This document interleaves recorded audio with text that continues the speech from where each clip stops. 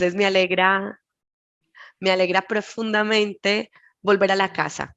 Como dice Mercedes Sosa, uno vuelve siempre a los viejos sitios donde amó la vida y La Salle ha sido uno de los lugares más importantes de toda mi historia personal.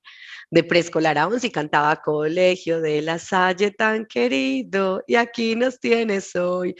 En ese entonces decíamos pagando la pensión y Chema, el rector y el hermano Pulgarín se enojaban con nosotros, pero recuerdo con mucha gratitud esto y La Salle ha sido parte de mi historia, no solo personal, cuando me formé desde preescolar a 11, así todavía tengo mi botón de oro, lasallista y demás, sino que también hice parte de Unilasallista aquí en Caldas durante 8, casi 9 años de mi vida, antes de que naciera mi hijo Matías, y ya ahorita estoy más dedicada a otras cosas y a la crianza.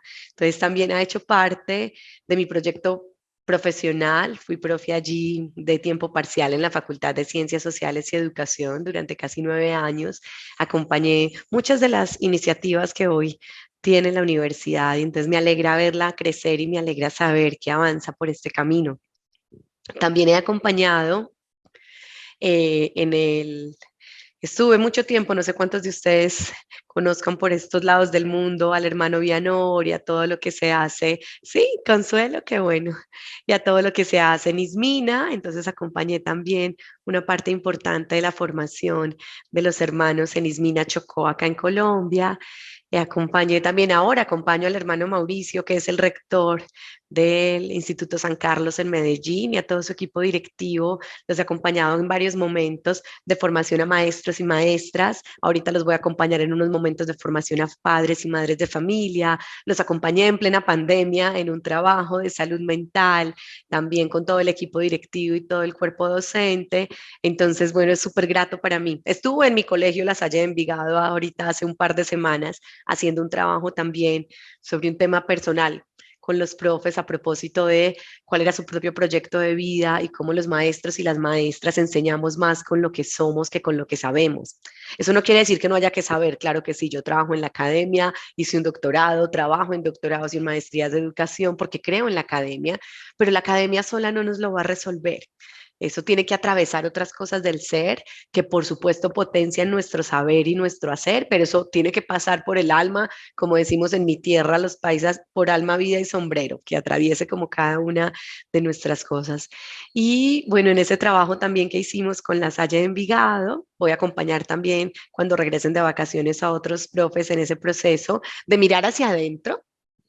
Yo me dedico al tema de educación, pero también al tema de psicología, entonces vamos a hacer un trabajo como de viaje interior, de autoconocimiento y demás, un trabajo muy bonito en que los maestros y las maestras puedan decir, bueno, ¿qué hay mío puesto aquí en esto que me juego en el aula, en mi labor docente, en todos los desafíos que enfrentamos, en lo que ha implicado este desafío humanitario y global de esta pandemia, en tantos aprendizajes que tenemos? Entonces estoy muy contenta, me hace enormemente feliz. También he acompañado al San José de la Salle, entonces he tenido como distintos momentos y estuve en la Normal Superior de Ismina. Yo creo que también acompañábamos desde la comunidad lasallista, entonces me alegra profundamente saberme de nuevo en casa. Quería primero como contarles eso y saber que estamos del mismo lado, jugamos del mismo equipo, tenemos la misma camiseta y demás. Entonces, bueno, agradecer la invitación, agradecer la confianza y agradecer este espacio que tenemos el día de hoy. Particularmente, yo voy a ser la profe que los va a acompañar en el módulo de investigación cualitativa y en el módulo de investigación mixta. Esperamos que mañana se puedan ya publicar en la plataforma los materiales de investigación cualitativa y como todas las indicaciones del trabajo que vamos a realizar.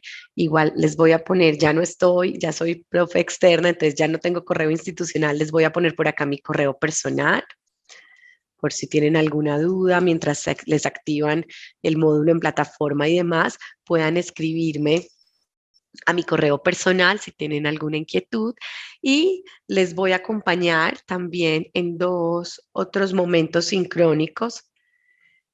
Tenemos uno para el próximo jueves, pero habíamos pensado con la profe Silvia si manteníamos el horario de 5 de la tarde o si ese no era un horario ya muy tarde para ustedes. No sé si ya tengan algún consenso entre ustedes de si les venga mejor más temprano. Yo podría a las 3, a las 4. No sé si algunos tenemos diferencia horaria.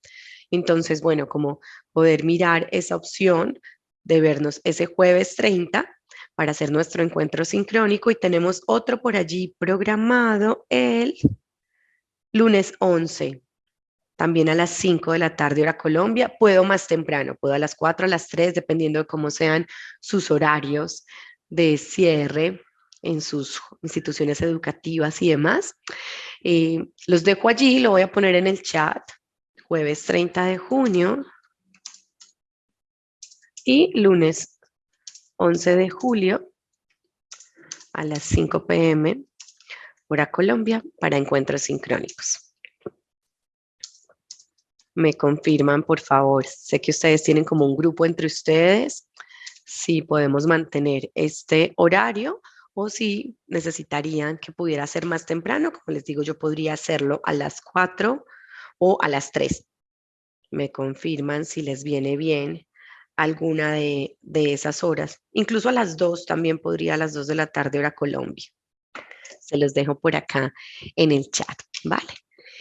Y bueno, mientras acaban de conectarse los demás, gracias a Evelyn y a Consuelo por abrir sus cámaras. Les invito a las demás personas. En este salón se puede comer. Entonces, si alguno está muy cansado, no ha almorzado, apenas llegó del trabajo y demás, tranquilo, en este salón se puede comer, en este salón se puede tener hijos y vida y puede sonar la licuadora y pasar el gato y alguien que grite mamá. Tranquilos, en este salón sabemos que tenemos una vida personal. Hola Tania, hola Edgar, bienvenidos. Gracias por abrir sus cámaras. Creo que todos ya padecimos en la pandemia esa sensación de aquí hacíamos un chiste, que estábamos como en una sesión de espiritismo, que uno decía si hay alguien ahí, que alguno de una señal, 2 golpes, un golpe o algo. Pues gracias por abrir sus cámaras y ser solidarios. Hola Alberto, te ves mejor en persona que en la foto. Qué bueno verles.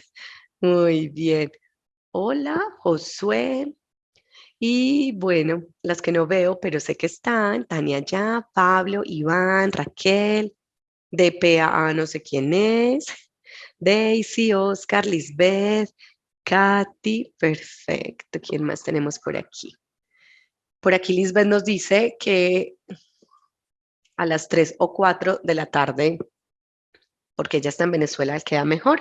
Yo no tengo lío siempre y cuando porfa lo consensúen entre ustedes. ¿Sí? Entonces, coordinen entre ustedes, porfa, y que haya alguien que me confirme en esas fechas que son las que ya tenemos separadas, en qué horario puede la mayoría. Igual vamos a tener la grabación, pero pues lo ideal es que podamos estar aquí la mayor cantidad de personas, sobre todo porque el espacio sincrónico es el momento en el que podemos hablar de las dudas que tenemos, de las confusiones, de todo. Y bueno, antes de que comencemos con la presentación como tal, les voy a compartir mi banda sonora de de estos últimos tiempos tan turbulentos que hemos tenido. Me cuentan cuando la estén escuchando, por favor. Es esta. Denme un momento. Le doy compartir el audio. Compartir audio, optimizar.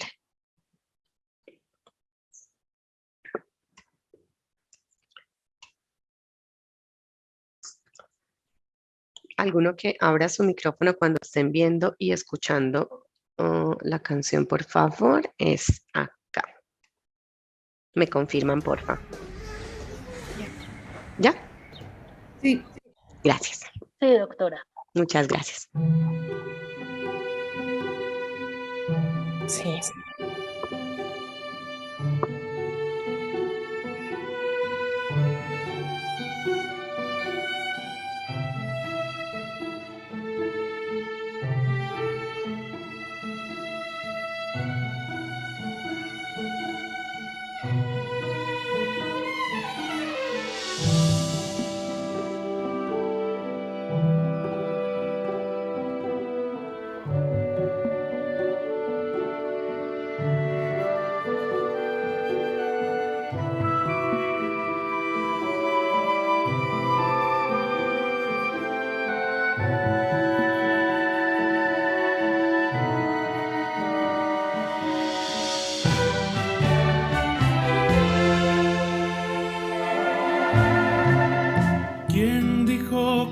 todo está perdido,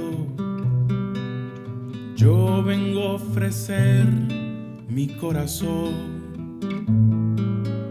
Tanta sangre que se llevó el río, yo vengo a ofrecer mi corazón.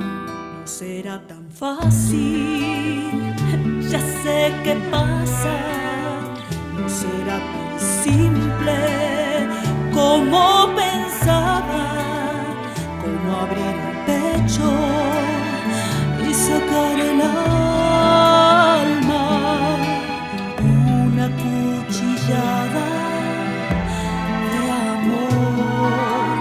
Luna de los pobres siempre abierta, yo vengo a ofrecer mi corazón como un documento inalterable. Yo vengo a ofrecer mi corazón Y uniré las puntas de un mismo lazo y me iré tranquila, me iré despacio y te daré todo y me darás algo que me alivie un poco más. Cuando no haya nadie cerca o lejos, yo vengo a ofrecer mi corazón. Cuando los satélites no alcancen, yo vengo a ofrecer mi corazón.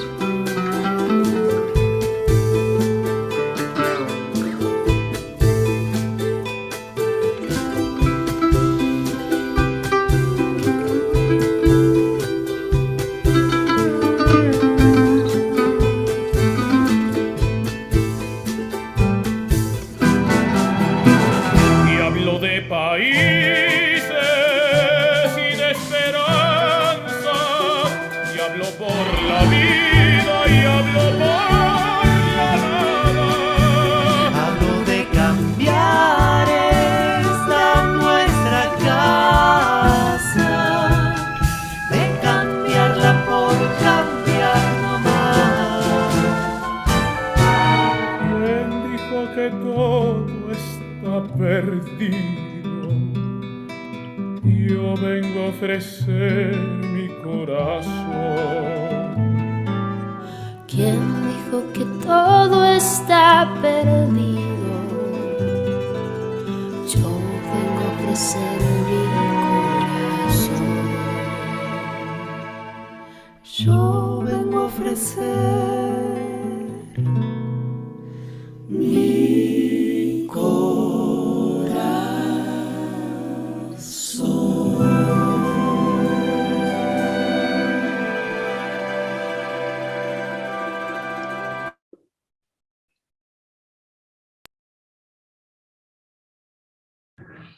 Muy bien. Esa es mi banda sonora. Hace mucho, pero con la pandemia y con todo esto que vivimos, cada vez lo es más.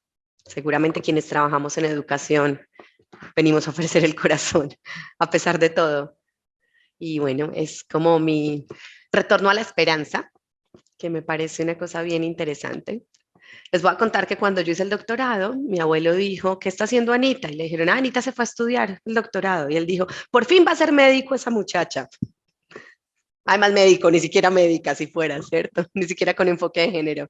Y recuerdo que cuando mi mamá le dijo como, no, ella está haciendo un doctorado para seguir trabajando en la universidad porque a ella le encanta ser profesora. Y él dijo, abro comillas, pongo un pitico, pip, lo dijo Cardona 2020, que en paz descanse, valiente pendejada, la única estudiada de la familia y se quedó de profesora. Se podrán imaginar cómo implica, y sé que a ustedes también les ha pasado, eso y yo dije, ser profesora es lo que a mí, bueno, y psicóloga además, me ayuda a sentir que cumplo mi misión en este plano y que ayudo a que el mundo pueda ser un poco mejor y a decir que no está perdido. Entonces, más allá de todas las vicisitudes que tenemos, de lo que implica el gremio, de lo que dicen de nosotros, etcétera, yo particularmente creo, estoy convencida de que los maestros y las maestras ofrecemos el corazón y claramente eso nos ayuda y ayuda al mundo a que podamos construir otra forma posible.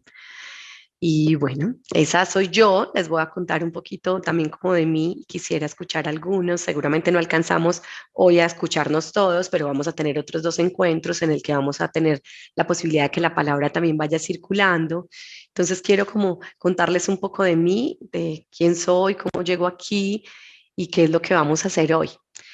Y básicamente lo que hoy vamos a hacer es mirar otra forma de hacer ciencia que no es la que tradicionalmente nos formamos. Yo me formé creyendo que hacer ciencia era con el profe Saúl en la Salle de Envigado, que en paz descanse, abrir sapos y pollos, lo cual me parecía un atentado ecológico. Con el profesor Hugo a juntar tubos de ensayo con reactivos químicos en el laboratorio. ¿Sí? Y pensaba que hacer ciencia era una cosa muy aburrida y era una cosa en la que uno era una señora muy seria y muy brava y le salía bigote y todo y utilizaba un delantal y que eso era lo que era hacer ciencia y uno usaba números y uno lo que tenía que hacer era poner a prueba hipótesis y comprobar y etcétera, etcétera. Entonces yo decía, no, la ciencia es muy aburrida y yo no voy a ser científica porque eso me parece horrible. Y cuando fui transitando mi formación en investigación y particularmente cuando terminé el doctorado en Ciencias Sociales, Niñez y Juventud, me nombraron cientista social, lo llaman por aquí muy sofisticadamente, dije, hay otras formas de hacer ciencia y la que a mí me interesa es la que llamamos la forma comprensiva, lo que llamamos del enfoque histórico hermenéutico, todo lo que conocemos como investigación cualitativa. Entonces vamos a compartir hoy algunas de esas reflexiones en relación con cómo hacer ciencia desde esta perspectiva, que es la perspectiva histórico-hermenéutica, que es la que tiene una intencionalidad netamente comprensiva, no explicativa, no estadística, no de generalizar resultados, y esta también es una manera válida y legítima de hacer ciencia. Como cuando comparto pantalla no los veo, si en algún momento tienen algo que decir, abran sus micrófonos con tranquilidad, ¿vale? Reiterarles la bienvenida, bueno, y contarles un poco de mí. Ya la profe Natalia les contó que mi formación de base es como psicóloga y que hice un posgrado en salud mental, una maestría en educación y desarrollo humano y un doctorado. Y fundamentalmente soy una mujer colombiana con un hijo de 5 años que pone en jaque y aprueba todas sus teorías psicológicas y pedagógicas, que le gusta ser maestra, que le gusta hacer yoga, que le gusta bailar, que le gusta viajar, que creen que no todo está perdido y que al igual que ustedes, por humanidad compartida, también la abrumó esta pandemia, también estaba asustada. De hecho, estoy en post-COVID en este instante. Y bueno, como asumiendo todo lo que estas vicisitudes nos implican.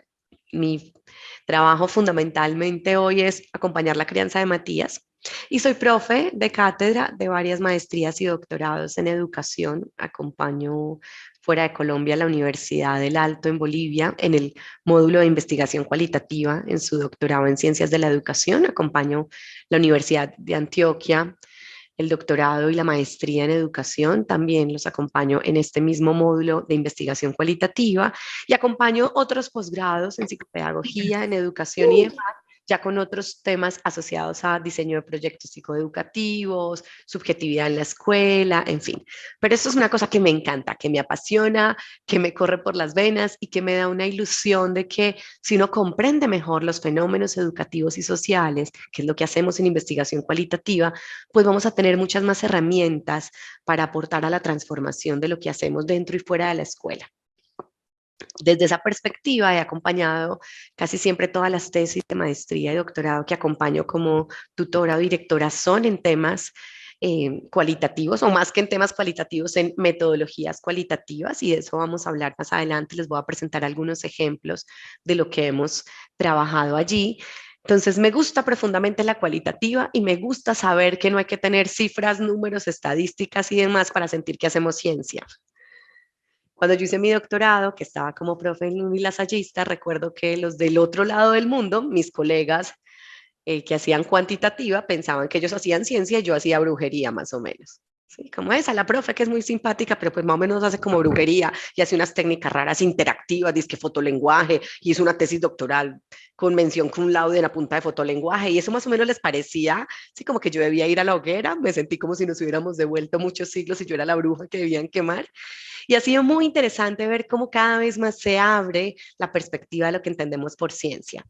Y hoy me autorizo a decir, sí, hago ciencia, soy cientista social y hago ciencia desde este otro lado del mundo. Y sí, acompaño a otros chicos y chicas, grandes, medianos y pequeños que hacen su maestría y su doctorado y también hacen ciencia con etnografía, con historias de vida, con teoría fundamentada, con fotolenguaje, con mapa parlante, con sociodramas. Sí, así también se hace la ciencia. Sí, también publicamos en revistas bien ranqueadas. Sí, también nos reconoce el Ministerio de Ciencia y Tecnología. Sí, también, pero no ha sido una batalla fácil de librar, porque en general habían muchos chistes asociados en serio a que mis colegas de las ciencias mal llamadas duras hacían ciencia y que los que veníamos de la pedagogía, la psicología y otras ciencias sociales y afines hacíamos más o menos brujería. No sé si esta haya sido su experiencia, pero bueno, en mi caso no fue un camino sencillo, pero ha sido un camino muy grato de ver cómo este paradigma me ayuda y le ayuda a las personas que acompaño en sus proyectos de investigación a transformar realidades a partir de la comprensión que tienen de los fenómenos. Entonces, bueno, quería contarles un poquito y quisiera escuchar a un par de ustedes que me cuenten quiénes son y que me cuenten cómo ha sido su aproximación a la investigación cualitativa. ¿Quién quiere contarlos? Voy a silenciar mi micrófono porque, como les dije, estoy post-COVID, entonces seguramente voy a toser en varios momentos de la sesión. ¿Quién quiere comentarlos?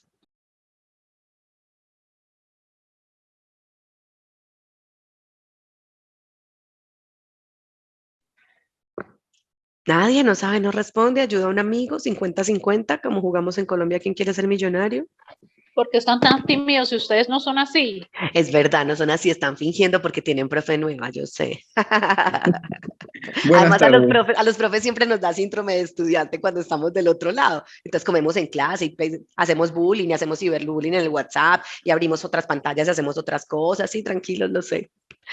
Hola, Josué, bienvenido, adelante. Gracias por lanzarte. Hola, buenas tardes. Mi nombre es Josué Luciano Rivas Izarra. Yo soy docente actualmente en la unidad particular Francisco Febres Cordero en Quito. Bueno, mi formación es un tanto diversa, ¿no? Yo soy venezolano y bueno, primero inicié en educación integral, educación, mención básica integral. Y luego continué en educación matemática. Eh, Trabajé durante un tiempo en Venezuela en diferentes colegios, uno La Salle también, y también trabajé en la Universidad de los Andes como docente instructor de psicología. Psicología general, ¿no? Asociada a la educación exclusivamente por ser la rama en la que me he formado. Bueno, mi proceso de investigación y es tan diverso que, bueno, algunas veces yo digo, ¿por qué he variado tanto, no? También tuve un proceso de formación en filosofía y pues ciertamente lo que más me mueve es el saber por qué de las cosas. Y creo que con eso, si no es un camino muy transitado, es un buen inicio. Gracias. Sin duda, gracias a ti, Josué. Bienvenido, gracias por compartir. Cuando tenemos una pregunta del por qué, el cómo, el para qué y demás, ya tenemos un espíritu investigador. Pero es un espíritu investigador que desde chiquitos, por lo menos en Colombia, uno le dicen como, ay, ya, Juanito preguntón, porque todo lo quiere saber. Y lo que tenemos es un cientista social en potencia, es un científico en potencia al que le estamos diciendo, ay, ya, tan preguntón todo el día. ¿Y por qué? Y los que tenemos hijos chiquitos con la época del por qué, que hay un momento en que uno dice como, ay, no sé, ¿por qué sí? ¿Por qué no? ¿Por qué sí? Porque la vida es así. Es esa idea del por qué, el para qué, el cómo se da, el qué, en qué consiste, eso es lo que nos alimenta el espíritu investigativo. Y qué bueno que lo hayas tenido desde siempre, Josué. Y cuando te preguntes por qué será que he variado tanto, respóndete con tranquilidad, porque estoy vivo implicar esas vueltas y esos tránsitos y esos cambios. Y particularmente en cualitativa, sí que más, en cualitativa validamos completamente el tema de la espiral, de que eso no es lineal así como los cuantitativos que dicen, profesora, ya tiene la hipótesis. No, yo no tengo hipótesis. ¿Cómo va a ser una tesis doctoral y va a campo sin hipótesis? No tengo hipótesis, arranqué por el mapeo, estoy haciendo un acercamiento social a los actores a ver qué emerge. Pero tiene la pregunta, ¿no? La pregunta va a emerger, no es mi punto de partida. ¿Pero usted qué está haciendo? ¿Brujería? No, ciencia. Estoy haciendo un doctorado que en Colombia tiene además acreditación de alta calidad y que hace parte de CLACSO y el Consejo Latinoamericano de Ciencias Sociales. Sí, tranquilos, pero lo hacemos de manera distinta y esa manera tiene que ver con que el camino que recorremos es un camino en espiral, no es un camino lineal. No es paso 1, paso 2, paso 3, planteamiento del problema, hipótesis, pregunta, marco teórico, después trabajo de campo, después análisis. No. Yo empecé mi tesis doctoral haciendo un trabajo de campo exploratorio y de ahí fui afinando. Y cambié 3 veces de método. Profe, estaba como perdida. No, estaba haciendo el camino que tenía que hacer.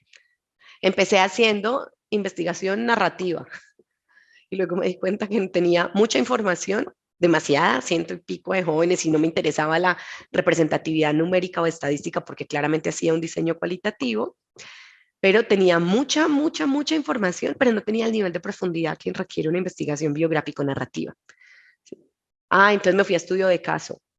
Y cuando estaba haciendo la sustentación de la candidatura al doctorado, dije que era un caso y que el caso era la Universidad Lasallista porque yo era profe ahí. Y lo primero que me decían es, eso no lo hace un caso, que uno trabaje en un lugar no hace que ese fenómeno sea un caso.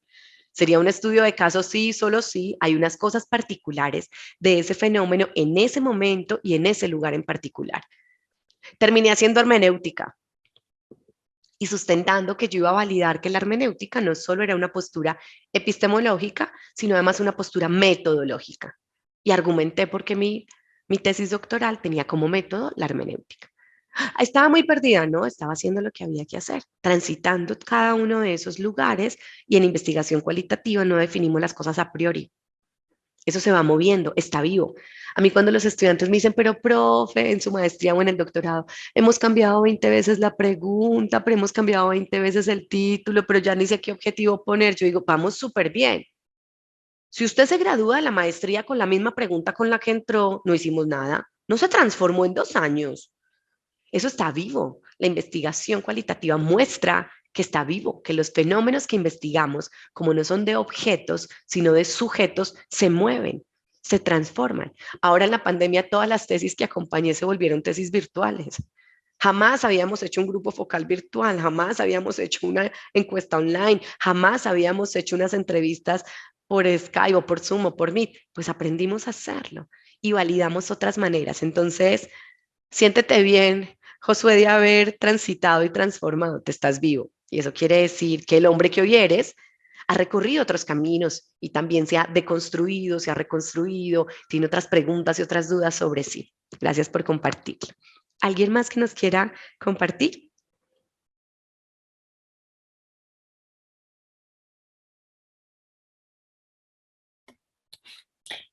Gracias, Tania. Hola, muy buenas tardes con todos. Bueno, yo soy de aquí del Ecuador, de la Salle de Conocoto. Me formé primero como maestra parvularia en la Universidad Central y pues desde ahí me di cuenta de que era lo que quería hacer.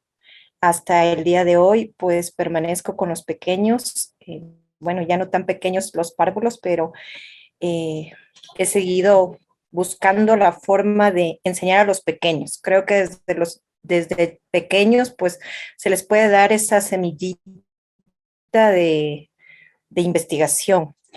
Saqué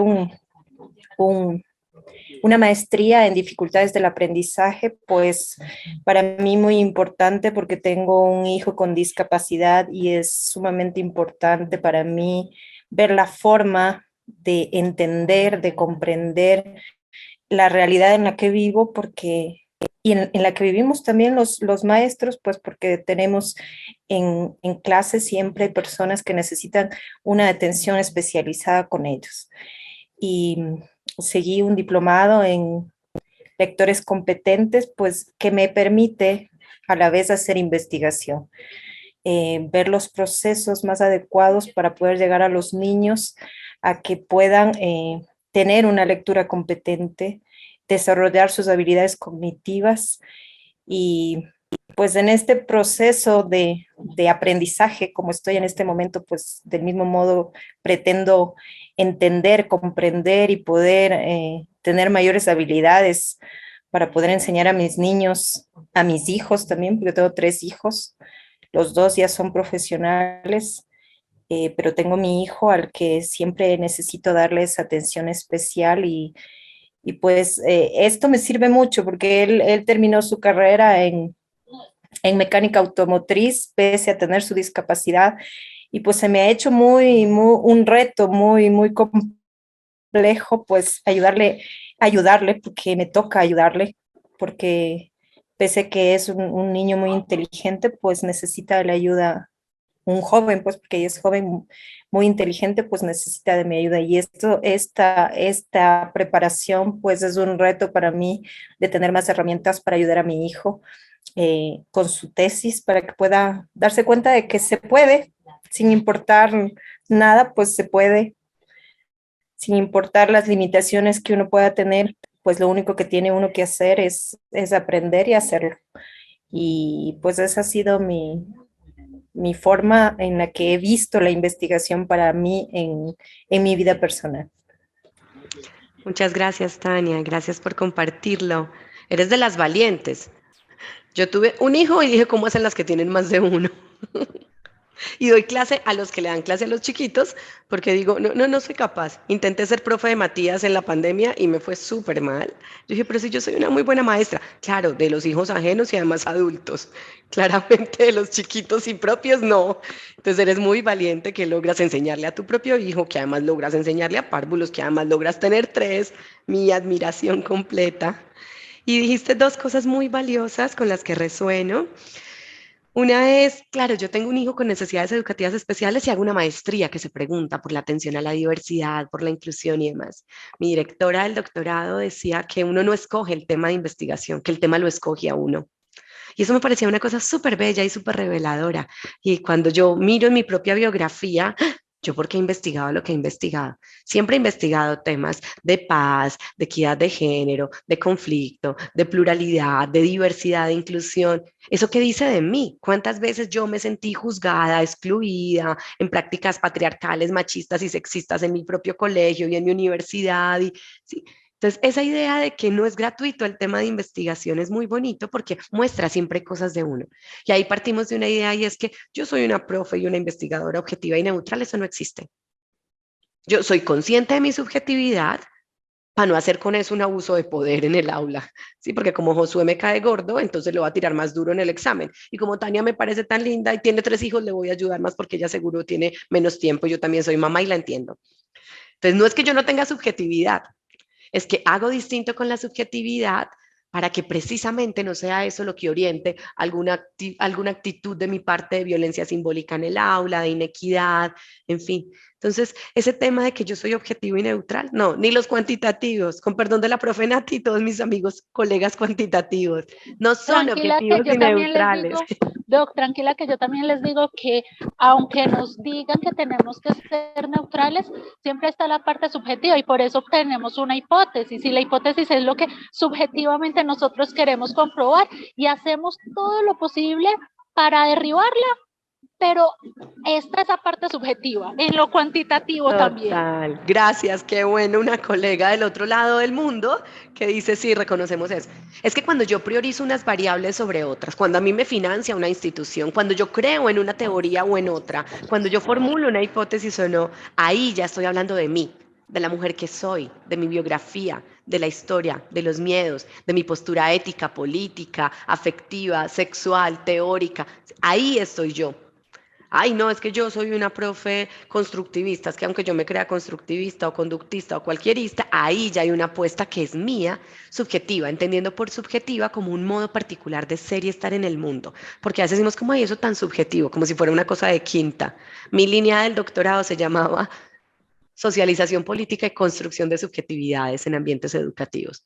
¿Sí? y era dedicada a la subjetividad. Entonces nosotros a veces decimos como subjetivo como si fuera una cosa de quinta. No, subjetivo es que le pertenece a un sujeto, es decir, que da cuenta de su realidad interna, sus pensamientos, sus asuntos inconscientes, emocionales, sus marcos de referencia, sus creencias, sus valores, sus ideologías, sus referentes teóricos. La subjetividad es la forma en la que vemos el mundo, son las gafas a través de las cuales interpretamos la realidad. Entonces no habría un ser humano que no sea subjetivo, no existe. Hay seres humanos que podemos ser más conscientes de nuestra subjetividad para poder tomar distancia, un poco lo que los hermenéuticos dicen como la epoqué, como ponerlo entre paréntesis, y es como decir, esto es mío, esto no lo dijo la persona que entrevisté, esta es la interpretación que yo quiero hacer, que es diferente, ¿sí? Entonces, cuando hablamos de investigación cualitativa, hablamos de la subjetividad, y eso no nos quita rigor. Por allá más adelante vamos a hablar del tema del rigor, que también es un asunto muy importante. Y otro elemento fundamental de lo que planteaba Tania es en relación con el tema de cómo sembrar la semillita de la investigación en los más peques. Y eso es súper importante, súper importante. Hacer investigación educativa e investigación escolar es fundamental. La investigación no pasa en el último ciclo de maestría y doctorado. La investigación pasa en esos pequeñitos. En Colombia tenemos un programa que se llama el programa Ondas, en su momento era Colciencias, ahora lo que es el Ministerio de Ciencia y Tecnología, y lo que pretendía era fomentar este espíritu científico en los más chiquis. Yo acompañé a algunos grupos chiquitos, desde párvulos, y ellos decían cosas como, nuestra pregunta de investigación es, ¿cómo eligen la reina las hormigas? Y yo decía, nunca se me hubiera ocurrido, ¿cómo así que cómo la eligen? Yo no tenía esa pregunta. Sí, ellos querían saber si era como un reinado, o sea, como que si desfilaban y alguien decía, sí, aplausos para esa va a ser la reina. Yo decía, es increíble, no se me ocurre. ¿Sí? Y luego recuerdo unos más adolescentes que estaban en toda la etapa de pubertad y de su cambio físico, y su pregunta era, ¿por qué es tan barro el barro?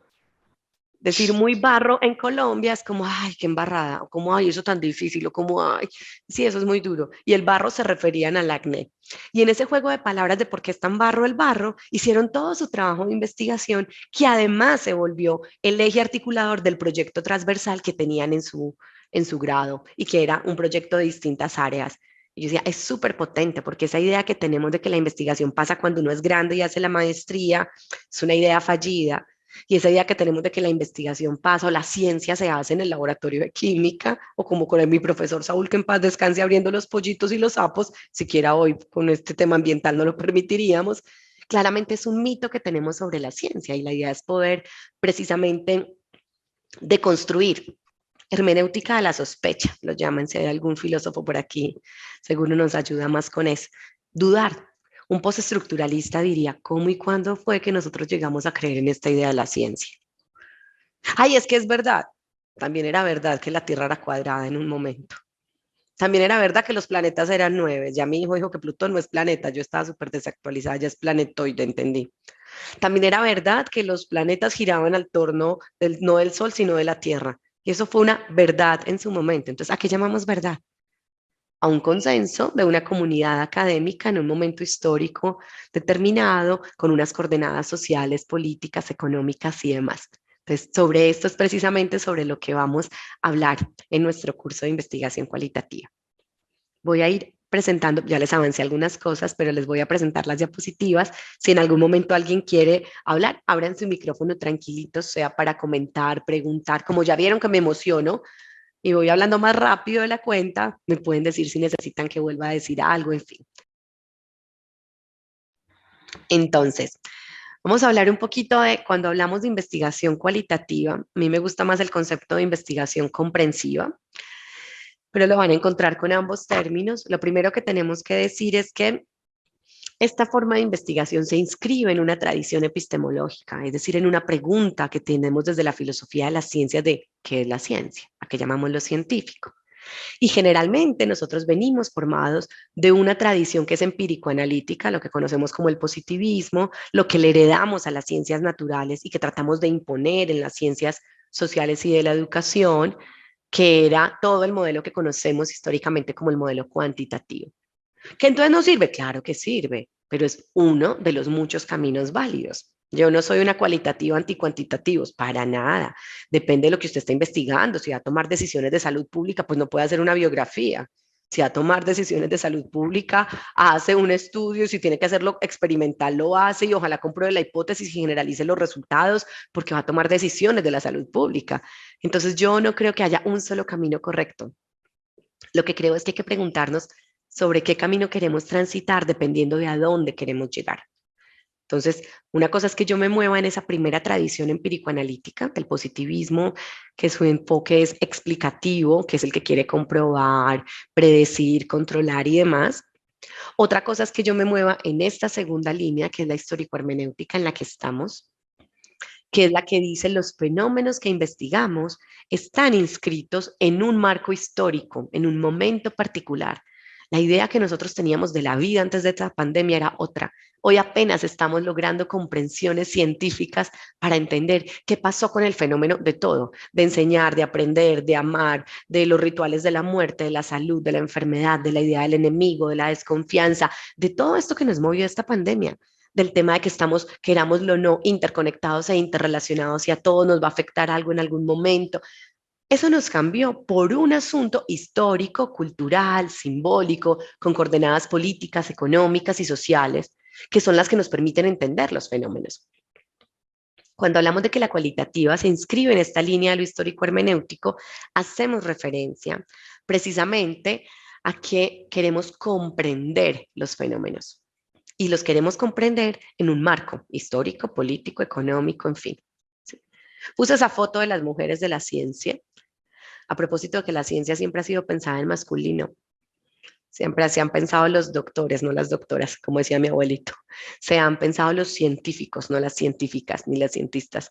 Sí, la ciencia es una ciencia que se ha pensado en masculino y que da cuenta de un discurso que también ha sido un discurso patriarcal, heteronormativo, clasista, blanco, en fin. Y eso es precisamente lo que en paradigmas como el cualitativo empezamos a transformar y empezamos a cuestionar.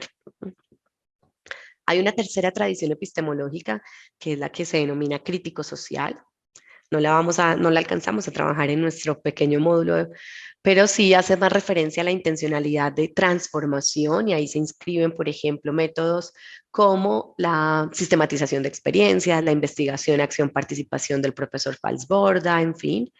Y hay una cuarta tradición epistemológica que es la que les decía ahora, el postestructuralismo. ¿Cómo y cuándo fue que llegamos a creer lo que creemos? ¿Cómo y cuándo fue que empezamos a pensar en la escuela como la pensamos? ¿Cómo y cuándo fue que creímos que era verdad que a los hombres les gustaban las mujeres y a las mujeres los hombres y que eso era lo natural? Un postestructuralista no cree en lo natural, sabe que lo humano ha sido construido en unas coordenadas simbólicas y sociales, con unos valores, una ideología, etcétera, etcétera. Entonces, todos los que hagan genealogía, arqueología y demás se van a inscribir en esa línea del postestructuralismo. Particularmente en este módulo de investigación quali nos vamos a centrar en la segunda, que es la histórico-hermenéutica. Si hay alguna duda, algún comentario, me interrumpen, por favor. Habermas y todo este equipo de la Escuela de Frankfurt, en un texto que se llama Conocimiento e Interés, van a decir, la ciencia es interesada, no es objetiva, neutral y desinteresada, eso no existe. ¿Qué le interesa a la ciencia? Y él va a decir, depende, porque es que no hay una sola ciencia. Hoy hablamos de las ciencias en minúscula y en singular, en plural, perdón. Entonces, si a mí lo que me interesa es explicar, comprobar, experimentar, controlar variables, ese mi interés explicativo seguramente me va a llevar a transitar unos modelos cuantitativos que se inscriben en esa primera línea de lo que decíamos de lo empírico analítico, de toda la tradición que le heredamos a las ciencias naturales.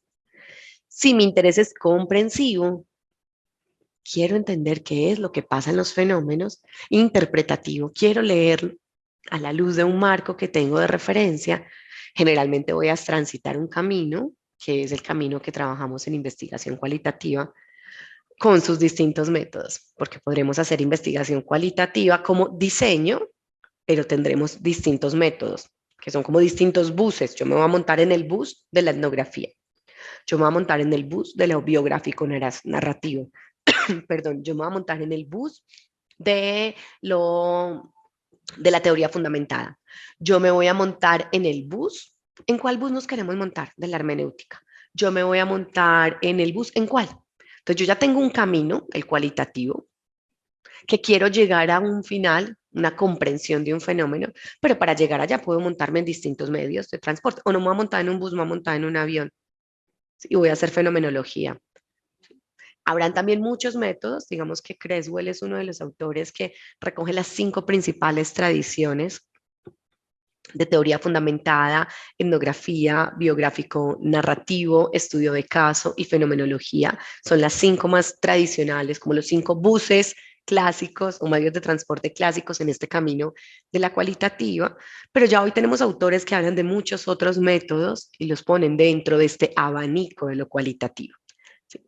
Y Habermas, en su texto de conocimiento de interés, también va a decir que si mi interés es transformar, es decir, intervenir y cambiar una realidad, muy seguramente haga investigación, acción, participación. Hay autores que dicen que eso hace parte de lo quali, hay autores que dicen que está en otro lugar, en fin. Y como decía mi profe de la maestría, cada maestrillo tiene su librillo. Habrán tantos argumentos y clasificaciones como autores y autoras tengamos en los distintos textos en los cuales vamos a ir revisando la idea de cómo se construye ciencia, en este caso cómo se construye ciencia desde la comprensión, que es nuestro enfoque cualitativo. Voy a dejar de compartir, me cuentan porfa hasta aquí cómo estamos, qué preguntas, qué comentarios, qué les resuena, qué les hace sentido.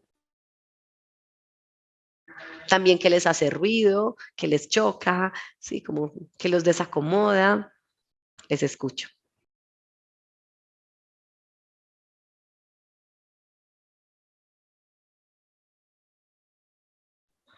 Hola Mauricio, no había visto tu cámara. Gracias por prenderla.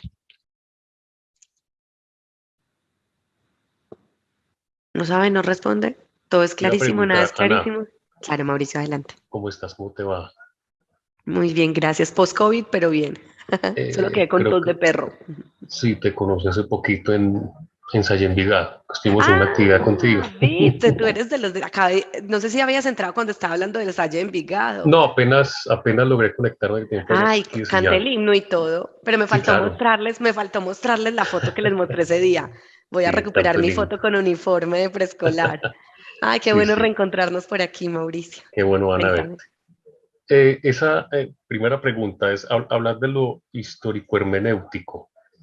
¿Cuál es el enfoque ahí para entender esa hermenéutica? ¿Cuál tipo de hermenéutica? ¿Algún texto particular? O sea, textos particulares para entender ese, digamos, esa forma de interpretar o desde dónde va. Qué pregunta tan difícil y tan buena. Si es la hermenéutica de Schultz, si es la de Husserl, ¿cuál hermenéutica es? Si es hermenéutica sola o hermenéutica con apellido, si es hermenéutica, fenomenología hermenéutica o qué. Sí. En este texto en particular, al que les hago referencia de Habermas, él no toma partido de alguno de los filósofos que fueron sus antecesores para decir cuál hermenéutica, sino que va a decir todas las hermenéuticas tienen una intencionalidad, que es una intencionalidad comprensiva y una intencionalidad interpretativa. O sea, que le quieren dar contexto a un fenómeno y quieren ponerse unas gafas para leer ese fenómeno. ¿Sí? Pero no la adjetiva, ni toma partido por ninguna de ellas. Pero eso que dices, Mauricio, es súper valioso porque, pues precisamente lo que encontramos es que no hay una sola hermenéutica, como no hay una sola cualitativa, como no hay una sola etnografía. Entonces, cuando ustedes toman decisiones sobre desde dónde van a hacer sus trabajos, van a decir, yo estoy entendiendo la hermenéutica desde aquí. Y estoy trabajando el concepto de hermenéutica en Schultz, en Husserl, estoy trabajando el concepto de hermenéutica situada, hermenéutica, fenomenología hermenéutica, desde dónde entiendo la hermenéutica. Pero en este texto en particular de Habermas, él la nombra en términos generales como una intencionalidad comprensiva e interpretativa asociada a esa primera palabra de lo histórico, a decir los fenómenos son fenómenos situados en unas coordenadas cronológicas, en unas coordenadas lógicas o ilógicas también, pero que están atravesados por esos marcos de referencia simbólicos más amplios. No sé si con eso respondo a tu pregunta. Y si hay un filósofo por aquí, nos ayuda a hacer más clasificaciones de la hermenéutica. Vale. Edgar, adelante, bienvenido. Está silenciado. Sí, sí, Ahora sí, adelante. bueno, yo soy profesor de física, vamos a comenzar por aquí. Básicamente, mi trabajo toda la vida ha sido comprobar y experimentar todo por el estilo. A mí me choca un poquito lo que está diciendo, doctora, porque no entiendo todavía, no me ubico todavía en la parte interpretativa de comprender. Yo estoy acostumbrado a tener un instrumento en la mano para poder medir. ¿Cómo yo hago esa interpretación? ¿Qué instrumento debo tener yo en la mano? ¿Qué debo buscar? ¿Qué técnica, método? No sé, algo que me explique para poder entender esa parte de interpretar en cualitativo. Porque toda la vida prácticamente lo he hecho a nivel cuantitativo. Y entonces quiero que me ayuden a esa parte, porque todavía no estoy claro en lo que me acabo de explicar. Gracias. Gracias a ti, Edgar. Muy importante lo que nos planteas. Y lo primero que yo te invitaría es a ponerte otras, ay, me saltaste de aquí para allá, a ponerte otras gafas. Porque, por ejemplo, no queremos medir. Entonces, como que dice, ¡ah! Pero yo tengo las gafas de la medición. No, no vamos a medir. Pero ¿cómo así? Entonces, ¿tiene muestra? No, no tenemos muestra, tenemos sujetos participantes. Pero ¿cómo así? ¿Y son 5 o 7 o 10 o 20? No importa, yo tuve 119, pues porque me emocioné y me empeliculé y terminé haciendo muchas cosas, pero realmente tengo compañeras que se graduaron del doctorado con un estudio de caso único y otras con 5. Entonces, esa idea de que la métrica es la que nos va a dar el valor, es la primera idea que en cualitativa queremos deconstruir, y es decir, tengo otras gafas que no son las gafas de las medidas. ¿Con qué métodos, con qué técnicas y demás? Lo vamos a ver luego en plataforma y te anticipo algunas cosas. Uno puede decir como que hay un buen diseño metodológico, tiene varias cosas, como un embudo. Tiene un primer nivel muy amplio, que es la sombrilla a través de la cual yo entiendo la ciencia.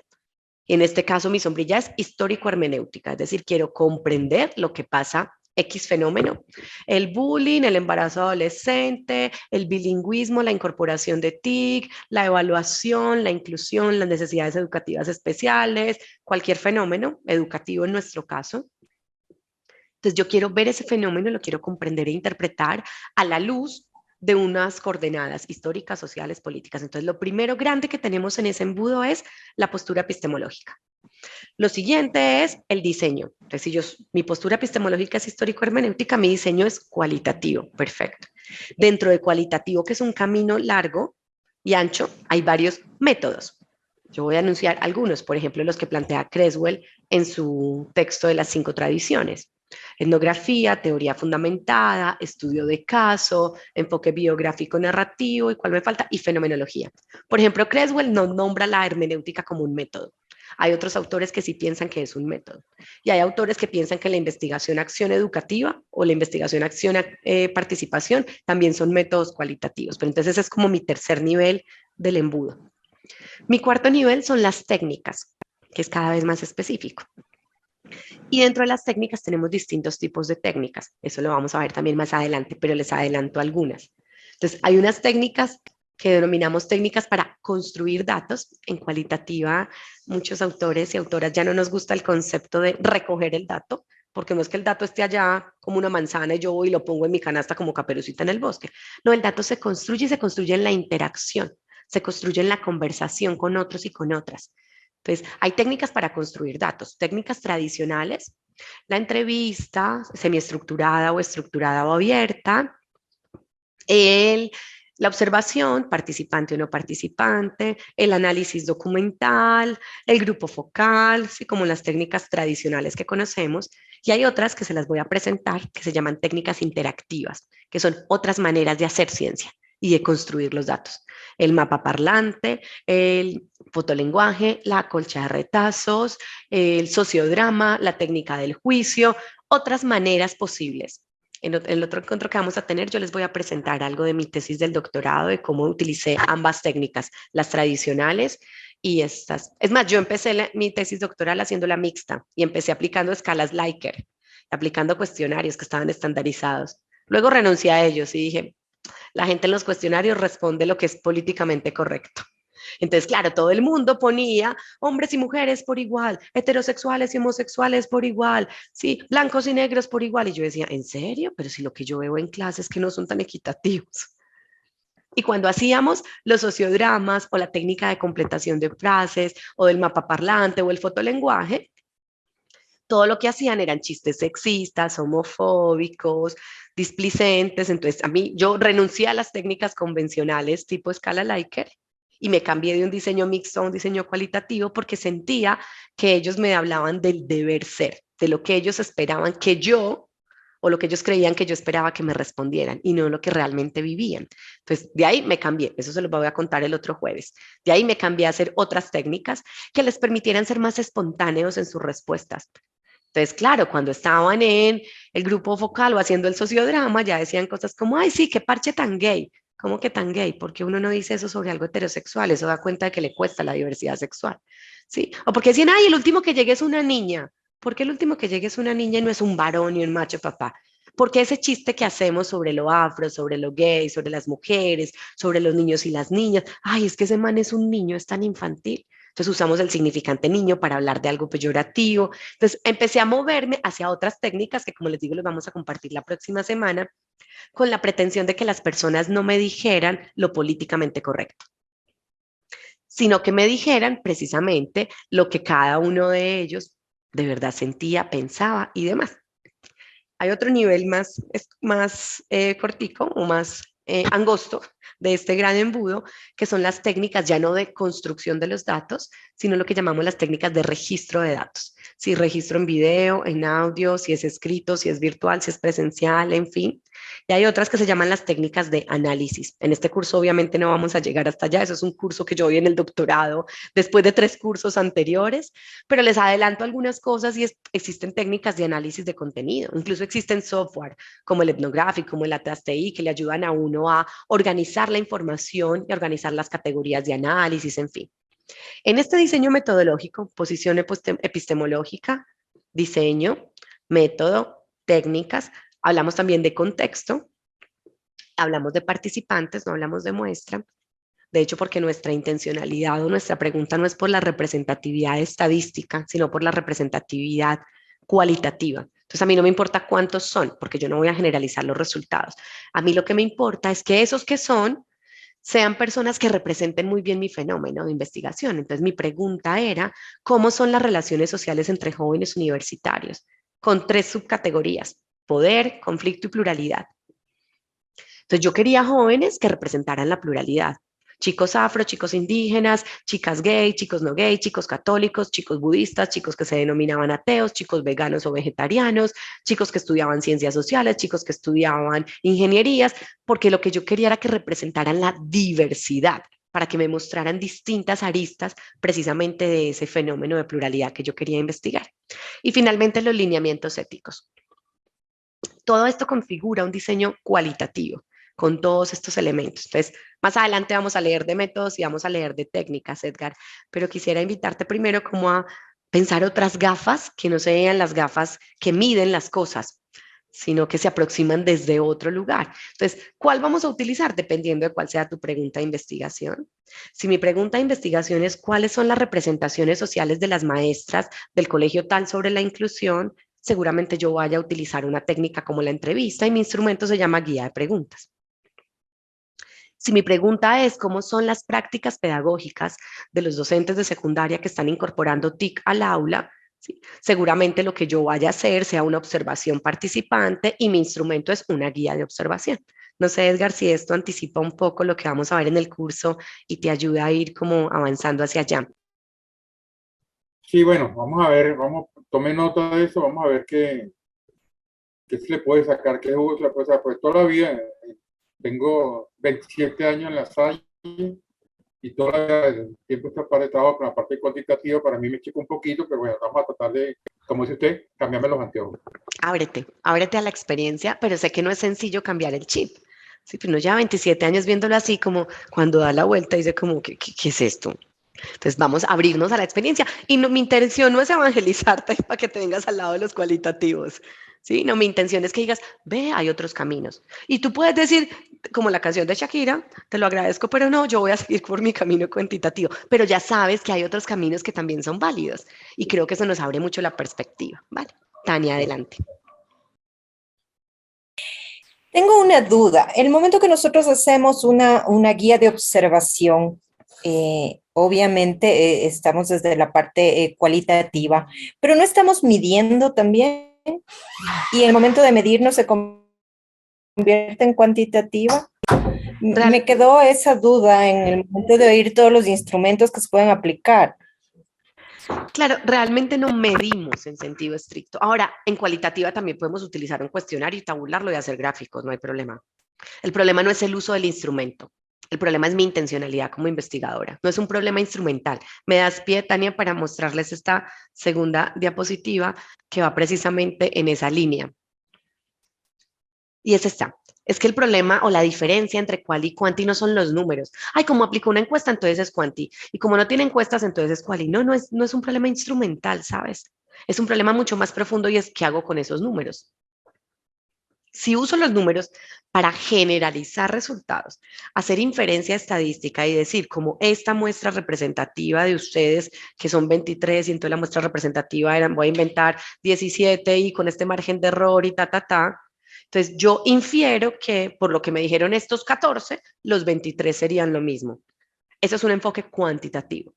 Pero yo puedo, aunque aplique una encuesta, no generalizar resultados y decir, estos 5 o 7 o 10 o 600, no importa el número, lo viven de esta manera. Entonces, el problema no está en usar o no el número, sino en lo que yo pretendo. Si miran a su izquierda, lo que yo pretendo en cuantitativa es explicar, controlar y predecir. Si miran a su derecha, lo que yo pretendo es conocer, comprender e interpretar. Si miran a la izquierda en cuantitativa, como lo decíamos al principio, vamos lineal, paso 1, paso 2, paso 3, paso 4. En cualitativa no. En cualitativa vamos en espiral, podemos ir y volver. Uno está en un trabajo de campo y se devuelve y vuelve y replantea el problema y la pregunta. Uno puede arrancar con un trabajo de campo exploratorio para afinar bien su problema y sus objetivos. Uno está haciendo la interpretación de resultados y ve la necesidad de regresar al referente conceptual y a la revisión bibliográfica. ¿Sí? Funciona en espiral. Y así como en cuantitativa queremos generalizar los resultados, en cambio en cualitativa lo que queremos es profundizar en la singularidad. Yo no voy a decir todos los maestros del mundo son, voy a decir estos 5. Yo no voy a decir todos los estudiantes de química del grado 10º en la institución son, voy a decir estos que participaron. Entonces aquí lo que me interesa no es inferir y generalizar. Aquí lo que me interesa es profundizar en esa singularidad de esos sujetos que están participando conmigo en la investigación. Del lado cuantitativo yo voy a estar haciendo muestreo, hipótesis y demás. Del lado cualitativo yo me voy a centrar en la vivencia subjetiva de esas personas. ¿Sí? Porque aquí investigamos no objetos, sino sujetos.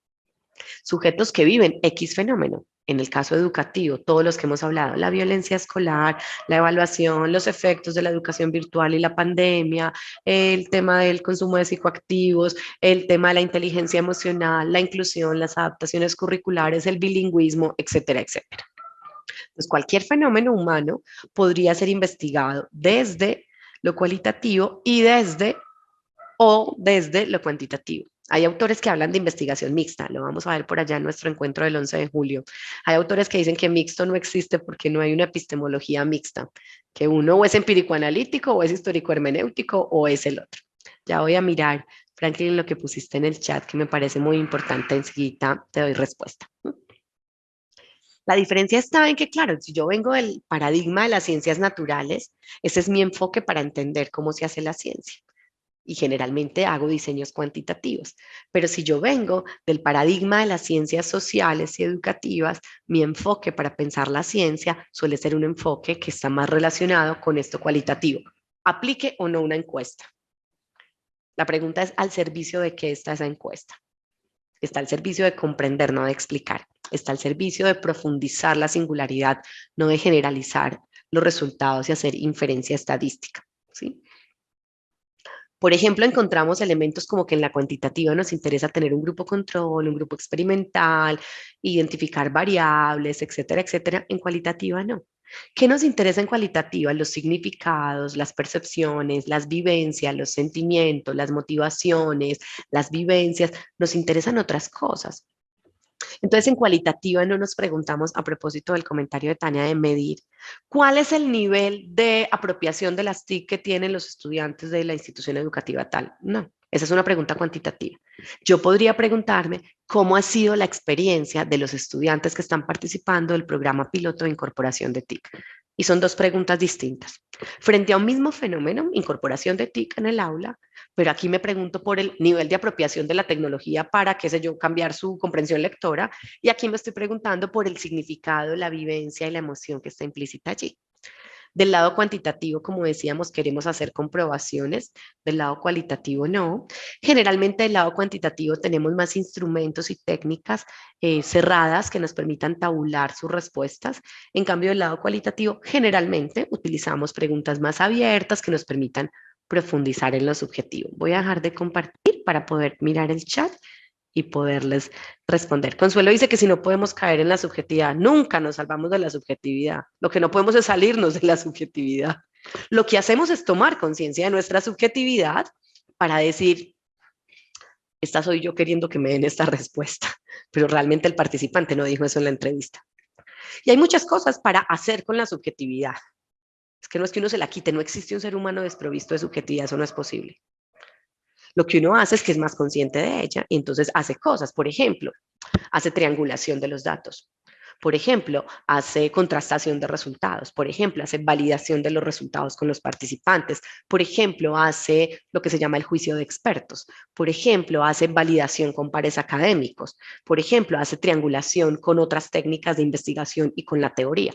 Entonces, con eso damos rigor y confiabilidad, pero la subjetividad jamás se pierde. Volvemos a lo mismo que entendemos por subjetividad. Subjetividad no es que me gustó o no me gustó, entonces eso es muy subjetivo, como la vida o como el amor o como los colores. Es muy subjetivo.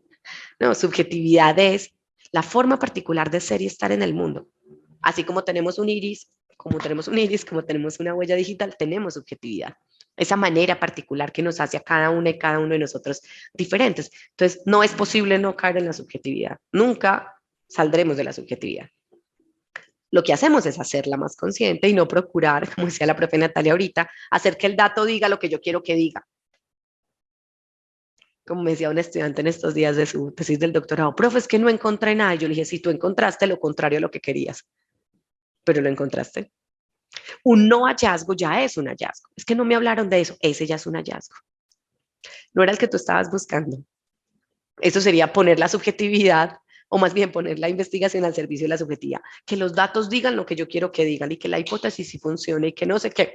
No, precisamente lo que hacemos es decir, que pase lo que tenga que pasar y que se responda a la pregunta de investigación. Puede que no se responda a mi manera, pero que se responda a la pregunta de investigación. No sé, Consuelo, si con eso, y Tania, si con eso aporto un poquito a la conversación en esa vía. O sea, si entiendo bien, es que caeríamos en la subjetividad si yo no me fijo bien y no estoy muy atenta con las personas que voy a trabajar. Porque si no hago una selección correcta, puedo caer en la subjetividad. Mi invitación sería a que no pretendas no caer en la subjetividad, porque es que todos vivimos en la subjetividad. Mi invitación sería que tú estés atenta a mantener el rigor, mantener la validez, mantener la confiabilidad, pero eso no es desprovisto de subjetividad. ¿Sí? No hay una forma correcta de hacer o no hacer investigación. Hay una forma rigurosa en la que yo te puedo decir, no vi el juicio de expertos. Claro, cuando yo evalúo, soy jurado de las tesis doctorales o de las tesis de maestría, lo que yo evalúo es la coherencia interna. Entonces, si la pregunta es, ¿cómo es la experiencia de las maestras que hacen inclusión en el aula? Si la pregunta es por la experiencia, lo que yo esperaría es que tú hagas un estudio fenomenológico y hagas entrevistas. Eso es darle coherencia. Y que digas, mi concepto de experiencia en esa categoría es el enfoque del profesor Jorge La Rosa sobre qué entendemos por experiencia. Eso es lo que yo miro como jurado, la coherencia. ¿Sí? Que a mí me hubiera gustado que lo hicieras distinta, sería otra cosa. La pregunta es si es coherente, si tiene rigor, si tiene la bibliografía de punta y los estados, digamos como el estado del arte riguroso, si hizo un ejercicio de validación de hallazgos con los participantes. ¿Sí? Entonces, no es posible no ser subjetivo. Lo que hacemos es ser rigurosos, que es algo distinto. No sé si eso te ayuda como a ir pensando. Sé que es distinto porque es ponernos otras gafas y cambiar el lenguaje.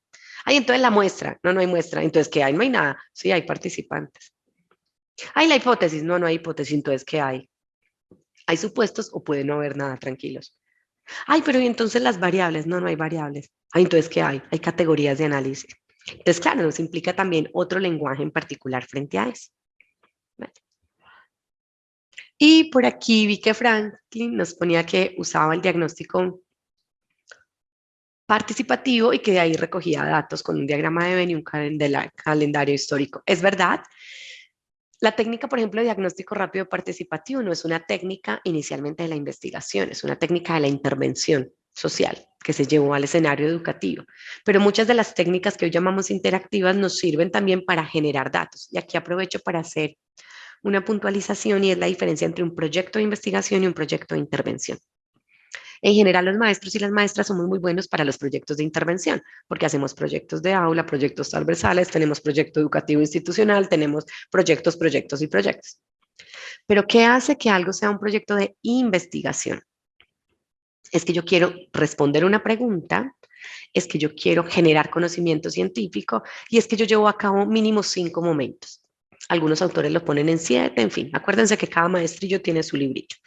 Pero hay un primer momento que se llama plantear el problema. Y es todo un problema plantear un buen problema. Entonces, yo planteo un problema que me implica hablar de la pregunta, los objetivos, la justificación, etcétera. Y dependerá de eso que yo defina después lo otro. Ah, pero yo quiero hacer etnografía. Depende, porque es que uno no elige primero el bus en el que se va a montar, si no sabe a dónde quiere llegar. Entonces, la pregunta de investigación, que es la última parte del embudo de plantear un buen problema, es la que me permite decir a dónde quiero ir. Entonces, si mi pregunta es por cuáles son los significados, ¿sí?, de la salud mental de los docentes, si la pregunta es por los significados, ¿qué tipo de bus me lleva allá? Si la pregunta es por el impacto emocional de los niños y las niñas que asumieron su aprendizaje en la pandemia con duelos porque algunas personas de su familia murieron por COVID, si esa pregunta es por el impacto emocional, ¿cuál método me ayuda? Si mi pregunta es por los códigos culturales de una comunidad indígena, una comunidad migrante, una comunidad afro, yo, si quiero llegar a la pregunta por los códigos culturales, a lo mejor el bus que mejor me lleva allá es la etnografía. Entonces uno no arranca por definir el método, porque el método es el bus y las técnicas. Entonces, ¿qué hago? ¿Entrevista o mapa parlante o aplico una encuesta? Depende. Porque esa técnica ya es la silla del bus en la que yo me voy a montar. Entonces, acuérdense del embudo. Eso nos va a dar un momento de espera. Entonces, decíamos, ¿es proyecto de investigación? Sí, solo sí.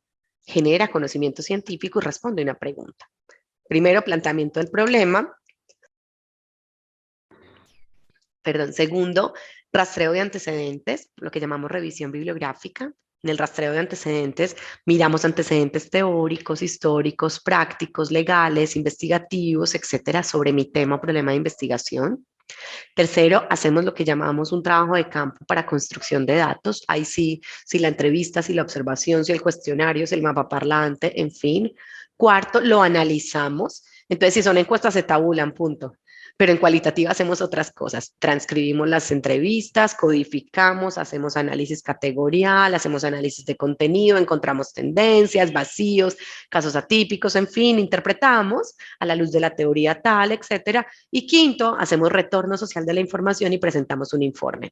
O publicamos un póster o una revista, lo que, en un artículo, una revista, lo que sea. Hacemos investigación si llevamos a cabo mínimo esos 5 momentos. Pero a veces también utilizamos el término investigación. Los estudiantes dicen como, no, profe, yo investigué mucho en Google. Eso no es investigar, eso es consultar. Ay, yo estuve investigando toda la tarde en la biblioteca. Eso no es investigar, eso es consultar. Solo hacemos investigación si hacemos estos 5 pasos, hacemos un proceso completo que va desde la pregunta de investigación hasta ese retorno social de la información que nos genera apropiación social del conocimiento, transformación y demás. Les voy a pedir 5 segundos porque necesito ir por agua, que ya estoy muy dispónica y esta se me fue. Aprovechen si quieren, van al baño, hacen pipí, abrazan a alguien en su familia, cogen una cosita de comer, traen agua, un tintico. Nos vemos en 5 minutos, ¿vale?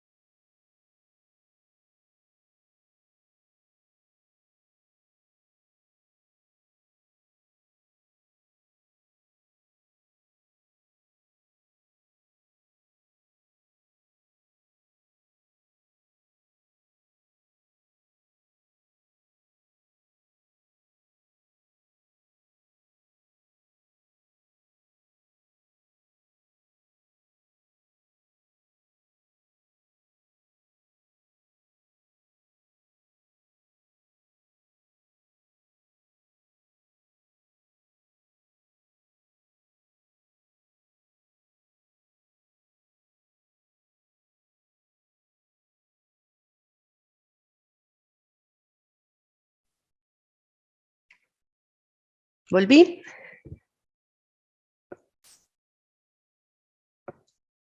Gracias de nuevo. Les decíamos, es cuestión de cambiarse las gafas y eso implica transformar las creencias, transformar el lenguaje. Entonces, seguramente para muchos y muchas de nosotras no sea sencillo porque venimos con otra idea de lo que implica hacer ciencia, pero precisamente el propósito de estos encuentros es abriendo la perspectiva. En la plataforma van a encontrar unos videos, unas lecturas y demás que les van a ayudar a ir ampliando su perspectiva al respecto. E incluso les voy a compartir, me lo anoto acá, unos materiales específicos, por ejemplo, de las tesis de maestría y de doctorado que yo he acompañado con métodos cualitativos en educación que nos permitan ir viendo como ejemplos concretos de cómo esto se aplica. ¿Sí? Cómo se formula una pregunta, cómo se redacta un objetivo, qué tipo de técnicas se utilizan según el método elegido y demás, pero quiero porfa que se queden con eso y es como la idea de la consistencia y la coherencia interna que yo tengo. Sí, uno diría como, ay, voy a hacer etnografía, sí, con cuestionarios, no. Si uno hace etnografía, sí o sí hace observación participante para ser coherente con la tradición etnográfica que quiere sumergirse en la comunidad y leer esos códigos culturales. Ah, es que yo quiero hacer investigación biográfico-narrativa, voy a hacer historias de vida, entonces yo les voy a mandar un cuestionario y que lo respondan. No, uno no hace historias de vida sin entrevistas en profundidad. Entonces, digamos que es una coherencia que hay entre la pregunta que surge de mi problema, esa pregunta se desglosa en unos objetivos. Entonces, por ejemplo, mi pregunta general, eso lo vemos el próximo jueves, de mi tesis del doctorado era cómo son las relaciones sociales entre jóvenes universitarios. Entonces, mi categoría central, no hay variables, hay categorías, mi categoría central era relaciones sociales. Y de esas relaciones sociales yo quería mirar 3 elementos, que es lo que llamaba subcategorías, el poder, el conflicto y la pluralidad. Entonces tenía una pregunta auxiliar y un objetivo específico para cada uno de ellos. Y tenía que velar porque en ese enfoque hermenéutico que yo había definido también como método, las técnicas que aplicaran me dieran información sobre eso. Se los voy a compartir en detalle en la próxima sesión. Recuerden, porfa, que quedaron de decirme si mantenemos el horario de las 5 de la tarde. Para quienes llegaron más tarde, quedamos en que nos veíamos el próximo jueves 30 y el lunes 11. Entonces, yo podría más temprano si la gran mayoría están de acuerdo. Entonces, para que porfa, sé que tienen un grupo, se pongan de acuerdo entre ustedes y lo que diga la mayoría. Pues hasta el momento ninguno ha contestado nada, entonces yo me imagino que sigue como en el horario propuesto.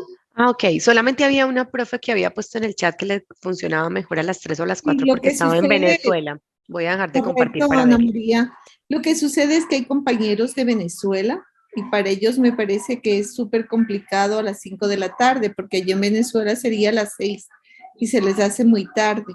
Yo creo que para Ecuador nosotros encantados a las 5 de la tarde, pero en cambio, no sé, los compañeros de Venezuela y parece que no están unidos todos. A lo mejor tuvieron problemas de internet. Entonces sería importante saber qué piensan ellos. De acuerdo. ¿Cómo se pueden poner de acuerdo? ¿Cómo lo han hecho en otras ocasiones para consensuar el horario? En el chat que Ah, tenemos ok. en el grupo de WhatsApp. Vale, entonces ustedes preguntan y me cuentan a través de Nati para yo saber. ¿Son esas fechas? Junio 30 y julio 11. Lo que necesitamos saber es si nos subimos a las 4 o a las 3 hora Colombia. Ustedes me cuentan, ¿vale? Nati, tú me cuentas, porfa, que ya estamos comunicadas directamente. Claro que sí, yo ahorita reviso nuevamente el chat y yo te cuento, doctora, claro que sí. Perfecto. Ana, me gusta que me digan Ana, o Anita, o profe, o Perfecto, doctora, Ana. no, por favor, gracias. Vale. En esta perspectiva de la investigación cualitativa, decíamos, no es lineal, pero tiene un orden, tranquilos. No es que uno hace cualquier cosa y ya eso es investigación, no. Tiene un orden. La profe Humelia Galeano plantea que tiene unos momentos, un primer momento exploratorio en el cual yo planteo el problema, los objetivos, la pregunta, escribo la justificación, etcétera, etcétera, y hago el rastreo de antecedentes. Ya decíamos, de distintos tipos de antecedentes, históricos. ¿Hace cuánto se habla del tema de convivencia escolar? ¿Cuándo fue la primera vez que se habló? ¿Cuáles han sido los hitos? Ok. Teóricos. ¿Qué entendemos por convivencia escolar? ¿Cuál es la diferencia entre convivencia escolar, violencia escolar, acoso escolar, bullying? Ok. ¿Y qué dicen los distintos autores de la psicología, de la pedagogía al respecto de la convivencia y la violencia escolar? Bueno, antecedentes de tipo legales. ¿Cuál es el marco jurídico en mi país? En Colombia existe la ley 1620 de mitigación de las violencias escolares. Ok. En Ecuador, ¿cuál existe? En Venezuela, ¿cuál existe? Antecedentes investigativos. En los últimos máximo 10 años, ojalá los últimos 5, que es como el debate académico de punta, ¿qué hay? ¿Cuál es el debate que se da en términos de investigación científica, en maestrías, en doctorados, en grupos de investigación reconocidos sobre lo que entendemos por convivencia escolar? ¿Qué investigaciones hay? Y lo que llamamos antecedentes prácticos. ¿Qué tipo de proyectos se han adelantado sobre el tema? Todo eso se llama momento exploratorio. Hay otro momento de focalización, como que ya dijimos, bueno, este es mi foco. Y ahí ya me voy a campo y construyo los datos. Ya tengo el método, ya tengo las técnicas, ya tengo los instrumentos y hago lo que haya decidido en mi diseño. Entrevistas, encuestas, observación, grupos vocales, mapas parlantes, talleres con técnicas interactivas, en fin, dependiendo. Y un momento de profundización en el cual yo voy a analizar esa información. ¿Cómo la analizo? La triangulo. ¿Qué dijeron ellos, por ejemplo, en las encuestas y en los grupos focales? Y en las entrevistas, ¿es consistente, es disonante, se dicen cosas distintas en lo individual que en lo colectivo, etcétera? ¿Cómo estoy respondiendo la pregunta de investigación? Estoy respondiendo otra cosa, entonces hay que cambiar la pregunta. Sí, estoy respondiendo a los 2 primeros objetivos específicos, pero al tercero no. Entonces nos sobra un objetivo, nos falta otro. Por eso les digo que vamos y volvemos en espiral. ¿Cómo contrastamos esto con ese rastreo de antecedentes que hicimos? ¿Esto coincide o no con los planteamientos de Pepito Pérez o no? Y vamos a tener autores clásicos de los referentes teóricos, si lo dijo Piaget, si lo dijo Moscovici, si lo dijo Freud, si lo dijo Vygotsky, si lo dijo Montessori, si lo dijo Freinet, si lo dijo Freire, en fin. Pero también vamos a tener autores contemporáneos de lo que llamamos el estado del arte o el estado de la cuestión, que es el último debate académico que hubo en los últimos 5, máximo 10 años. Y ahí vamos a preparar el informe, vamos a hacer el retorno social de la información. Y hay muchas formas. Yo les voy a compartir la otra semana. Yo, aparte de la tesis como tal y un libro que escribí, hice unas cartillas educativas como una forma, a mi juicio, de generar mayor apropiación social de conocimiento, porque las 200 páginas de la tesis, pues se la iban a leer mi mamá, que le gusta corregir ortografía, mi directora, los jurados, y no sé, 3 gatos más en el mundo que les interesara. Pero realmente eran los artículos y las cartillas lo que iba a tener mayor apropiación social del conocimiento, iba a llegar más a más personas, que era lo que a mí más me interesaba. Y también implica en esos momentos desarrollar unas habilidades. Me costó mucho encontrar esta imagen, quería una imagen de investigadores e investigadoras, por ejemplo, afro o indígenas o musulmanes, en fin, porque como les decía ahora, tenemos una idea bastante hegemónica de la ciencia, pero no encontré una que representara investigación quali y me llamaba la atención que esta es como otra forma del laboratorio, porque esa es como la idea que tenemos de la ciencia. O sea, uno pone ciencia en Google y le sale una probeta, un tubo de ensayo, un experimento, un microscopio, una lupa, en fin. Entonces, bueno, la puse al menos porque me mostraba diversidad étnica y cultural, pero claramente lo que nos interesa en cualitativa es desarrollar otras competencias en quienes investigamos desde esta perspectiva, que son otras gafas. ¿Qué gafas tenemos? Uno, la capacidad de interrogar a las personas para que hablen desde su vivencia personal. ¿Eso es subjetivo? Claro, es que trabajamos con sujetos, lo que nos interesa en la cualitativa es eso. Las vivencias, las creencias, los miedos, los sentimientos, los imaginarios, los impactos emocionales, las estrategias de afrontamiento, eso es lo que nos interesa. Nos interesa también la capacidad para leer un fenómeno desde distintas perspectivas sin estar emitiendo mi juicio propio. Eso es no tener subjetividad, no, eso es ser consciente de esa. Como, esta es mi subjetividad. Yo voy a leer el fenómeno desde la subjetividad de los participantes de la investigación, no desde la mía. Es que a mí no me parece, ¿no? Es que no importa si a mí me parece o no. Lo que importa es si con la manera en la que le parece a los participantes estamos respondiendo la pregunta. Y la pregunta en cualitativa suele ser una pregunta por la experiencia, por el impacto emocional, por las vivencias, por cómo son las prácticas pedagógicas, cuáles son las estrategias de afrontamiento, cuáles son las narrativas de los profes sobre, cuáles son los significados que los estudiantes le otorgan a. Entonces, visto desde ahí, es verdad, claro, si el otro lo dice, siempre es verdad psíquicamente hablando para cada una de estas personas. Y otro elemento que es la capacidad de aproximarse al fenómeno en esa misma línea de lo que acabamos de decir, desde el punto de vista de esas personas que yo estoy entrevistando o observando o encuestando, lo que sea, no desde el mío, desde esas personas. Es que no debería ser así, no, es que en investigación no queremos decirle al mundo cómo debería ser. En investigación queremos comprender cómo es que para esas personas es lo que sea. La evaluación o la enseñanza de las TIC o el bilingüismo o la inclusión o la práctica pedagógica o el acompañamiento y la formación integral o cualquiera que sean nuestros temas. Y esto implica además hacer un par de debates que ya los introdujimos al principio y era, ¿qué entendemos por verdad? La verdad es un concepto que se construye socialmente en un momento determinado. Por eso decíamos, no era pues que la Tierra era cuadrada, eso fue verdad un tiempo. No era pues que había 9 planetas, eso fue verdad un tiempo. No era pues que los planetas giraban alrededor de la Tierra y no del Sol, eso fue verdad un tiempo. ¿A qué llamamos verdad?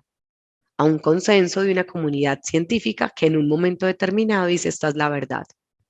Pero ni siquiera en paradigmas de las ciencias naturales o cuantitativos, la verdad es una cosa inequívoca y estática.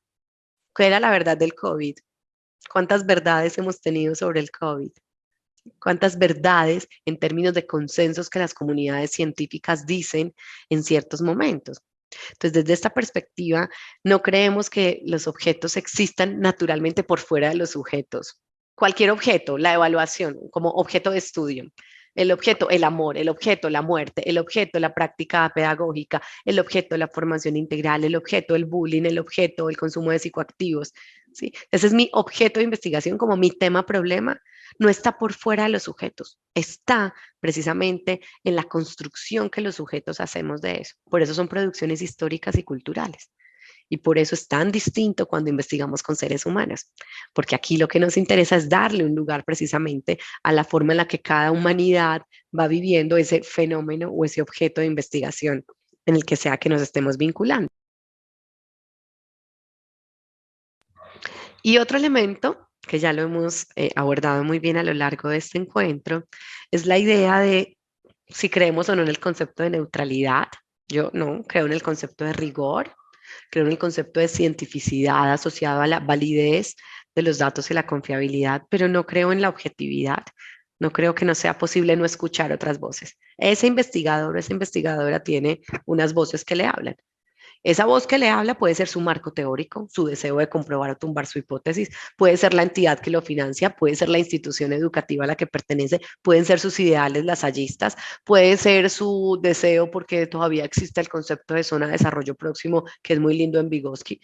Nos hablan muchas voces teóricas, políticas, económicas, filosóficas, ideológicas, etcétera. Y hoy claramente hablamos de pluralidad metodológica, hablamos de métodos, no del unimétodo científico en el que todos nos formamos, no de ciencias, sino de ciencias en plural y en minúsculas, de pensar distintas maneras posibles de construir conocimiento científico. Y creo que siempre hay una pregunta ética que debemos hacernos y es a los intereses de quién servimos como investigadores e investigadoras. No a ninguno, eso no es posible. Puede que yo esté al servicio de mi propio interés para poderme graduar de esta maestría y para lo que quiera que sea. Está bien, es un interés, es legítimo. Al interés de la comunidad lasallista que tiene unos principios y unos valores. Al interés de mi grupo de investigación que tiene este enfoque teórico. Al interés de que me publiquen este artículo en esta revista porque de esto depende una cosa mía. Siempre estamos al servicio de algo. Y eso implica que dejamos de ver, de oír, de pensar, de sentir, de escuchar otras cosas que no están en esa misma línea de nuestro interés. Y por eso también cuando uno hace un buen ejercicio, por ejemplo, en un artículo, en la discusión final de decir cuáles son los límites o las limitaciones o el alcance limitado de su investigación, también va como en esa perspectiva ética de decir, yo llegué hasta aquí porque lo miré con estas gafas. Pero si otros lo miraran desde otra perspectiva y con otras gafas, seguro verían otras cosas diferentes sobre este fenómeno. Esto era precisamente lo que quería compartirles en este primer encuentro Voy a dejar de compartir pantalla y abrir estos últimos minuticos para escuchar sus preguntas, sus comentarios y demás. La pretensión de este espacio era abrir, no cerrar. Yo no quiero que hoy se vayan con respuestas, quiero que se vayan con preguntas, ¿sí? Quiero que se vayan incómodos. Espero haberlo logrado. Quiero que se vayan, me hace mucho ruido. Quiero que sueñen conmigo con pesadillas, así como, ay, no, me persigue esa, la bruja que hace cualitativa. Sí, quiero que se muevan de lo conocido, que es precisamente lo que me interesa. Para poder que haya aprendizaje, tiene que haber deconstrucción de paradigmas. Entonces, espero haber logrado ese objetivo de generarles preguntas, aún no de darles respuestas. Las respuestas las vamos a ir construyendo de manera conjunta con los materiales en plataforma y con los próximos encuentros. Vale, entonces dejamos estos últimos minuticos para preguntas, comentarios, inquietudes. Inicio yo, Ana. Adelante, Mauricio. Pensando en lo cualitativo, lo cuantitativo, a mí se me ocurrió preguntarme por el uso y la influencia de los dispositivos móviles en las decisiones para las elecciones políticas. Yo soy politólogo en la Universidad Nacional, soy profesor de Economía, Política y Sociales en Salle Envigado. Y cuando pensaba en esa pregunta, pues como yo sentía que mezclaba lo cuantitativo y lo cualitativo. Lo cuantitativo lo mezclaba en la medida, si yo hablo de dispositivos móviles, hablo de cuántas noticias me llegan a mí al teléfono, ¿cierto? ¿Cuántas noticias me llegan? Ahora, lo cualitativo sería que me refiero mucho a lo que dice la profesora Consuelo, es de donde está lo subjetivo. En ese tipo de noticias, ¿cuánto me pierdo yo como elector, cierto? Cuando yo soy el que tiene que elegir, como lo que pasó este domingo, pasó aquí en Colombia, que teníamos que elegir, pues porque es un derecho que tenemos, ¿cómo se mueve ahí? ¿Cómo cerrar ese estudio? Eso es lo que yo quiero, es como que me ayudes con eso. ¿Cómo limito ese campo de estudio? Porque el tema de cuántas noticias recibo me empieza a abrir un montón de variables. Por ejemplo, me llega una noticia que es un titular, pero no necesariamente abro el titular, no le doy clic al titular, sino que lo veo. Y ese titular puede ser un fake, ¿cierto? Entonces puede ser una mentira, pero yo me la creo. O puede ser cierta y no le doy validez al hacer la lectura. Y ese par de cosas me llevaría a pensar, bueno, yo voy a elegir, pero es que yo leí esto y mi tía me dice aquello otro. ¿Cómo, si me puedes ayudar a responder esa pregunta, cómo limitar eso que se va volviendo subjetivo, eso que se va abriendo tanto, si es con una cantidad de personas, una población indicada, una población estimada, ¿cierto? Si es a las mismas personas a las que yo les preguntara eso, porque me cuestiona cómo entender eso, o sea, para entender lo cualitativo, porque ahorita cuando decía el profe Edgar, el tema de yo soy de física, ¿cierto? Entonces, ¿yo cómo le doy esa mirada a lo cualitativo cuando tengo datos? Yo soy un hombre de datos, datos exactos. Y en el caso mío, pues que yo sí trabajo más lo cualitativo por mi disciplina de estudio, entender esas relaciones numéricas en ese campo. Entonces, ¿cómo evitar esa subjetividad? Porque se me abra mucho. No se evita, se delimita, pero no se evita, no es posible, no existe un sujeto no subjetivo. Se delimita. Entonces vamos por partes. Entonces tú dijiste el uso y después dijiste el efecto. Y yo lo interrogué aquí y dije, una de las dos, son dos cosas. Y hablar del efecto es muy problemático si tú no tienes una línea de base.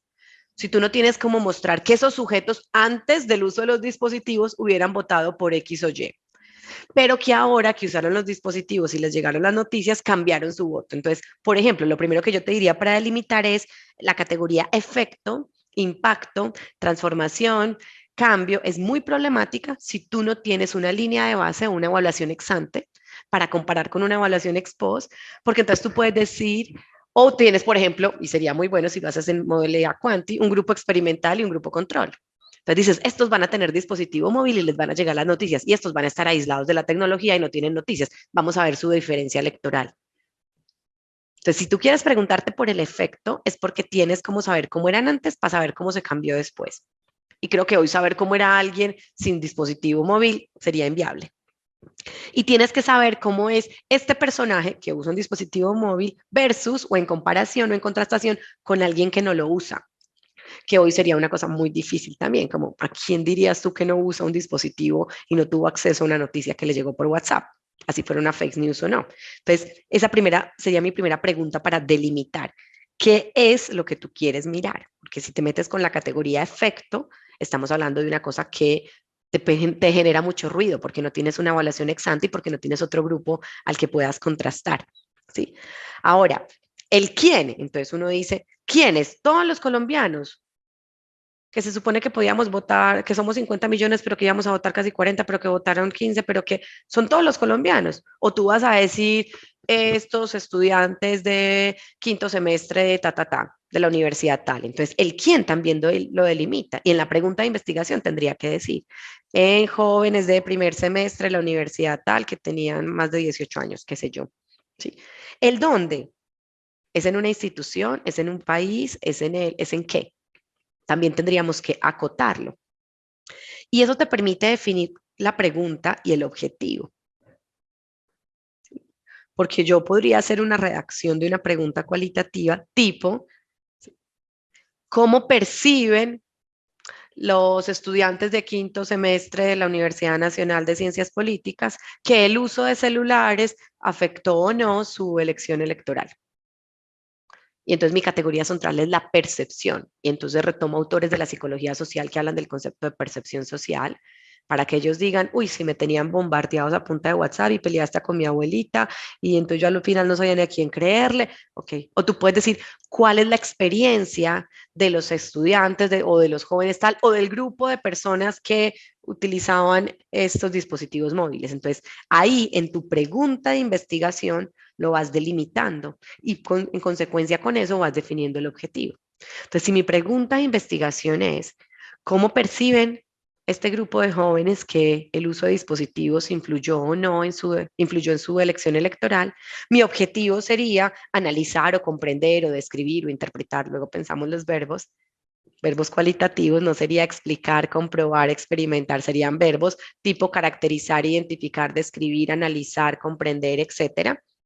Su experiencia de uso de dispositivos para el tema electoral. No sé si eso te ayuda un poco, Mauricio, pero implicaría eso, ir delimitando el qué, el quién, el dónde y tener claro finalmente cuáles son, porque entonces alguien te podría hacer la pregunta de, ¿tú por qué sabes que esa decisión fue por lo que le llegó al dispositivo móvil y no porque su papá dijo, en esta casa no se aceptan estos que piensan tan raro de ese lado del mundo? ¿Cómo le vas a atribuir tú al uso del dispositivo móvil su elección electoral si hay otras, para ponerlo en términos cuantitativos, variables en juego que podrían ser eso? Su abuelita dijo, van 10.000 pesos al que vote por el candidato mío. Pase o no pase eso por su WhatsApp, por ejemplo. Entonces, eso lo podría ser muy problemático. No sé si eso te ayuda a ir pensando algunas cosas, ¿sí? Vale. Tania, cerramos contigo.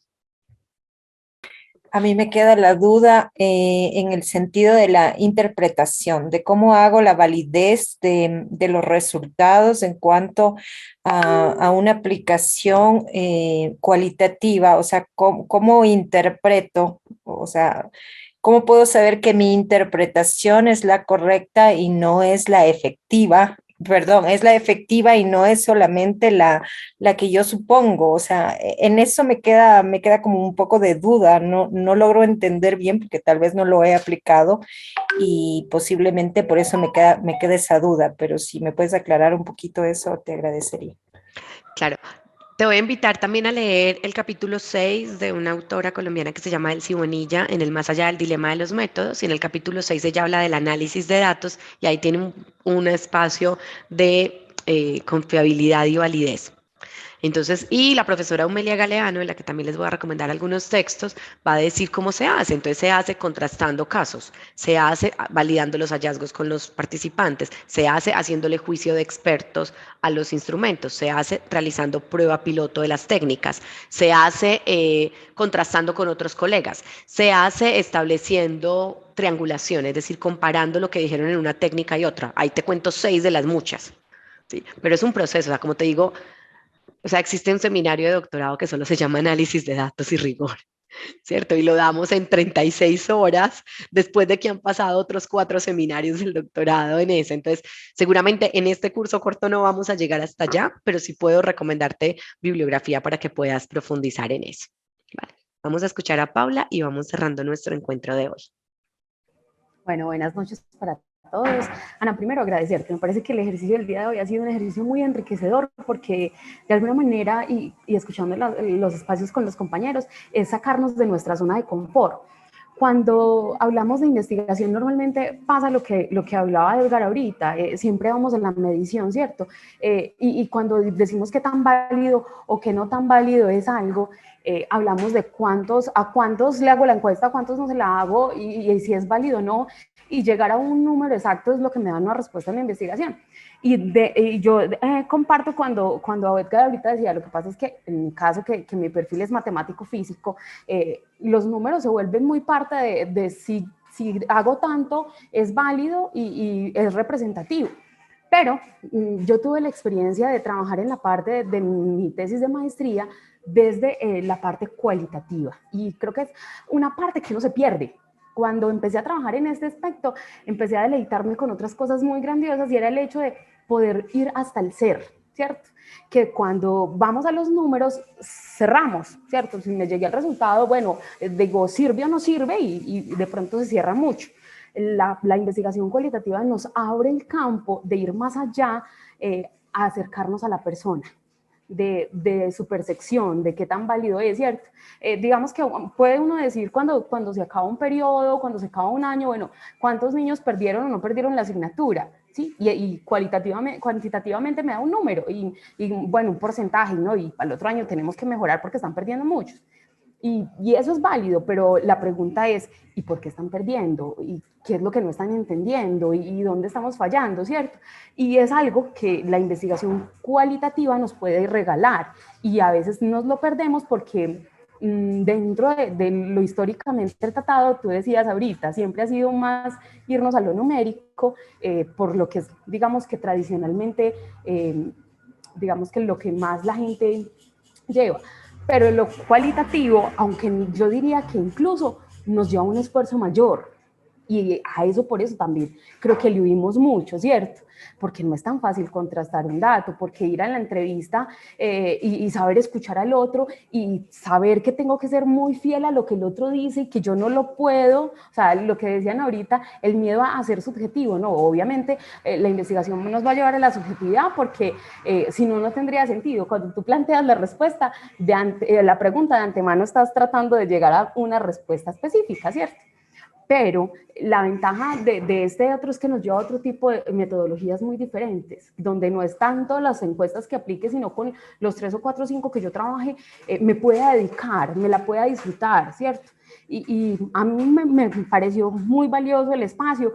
Creo que es muy rico que podamos aprender otra manera de ver, y creo que en pedagogía nuestro llamado es mucho a esto, a acercarnos más al otro, a escucharlo más, a entender desde lo que el otro percibe, si será lo mismo que yo percibo. De hecho, creo que humanamente, y Mauricio ahorita lo mencionaba, humanamente eso es la comunicación, lo que el otro me quería decir y lo que yo entendí, si será lo mismo.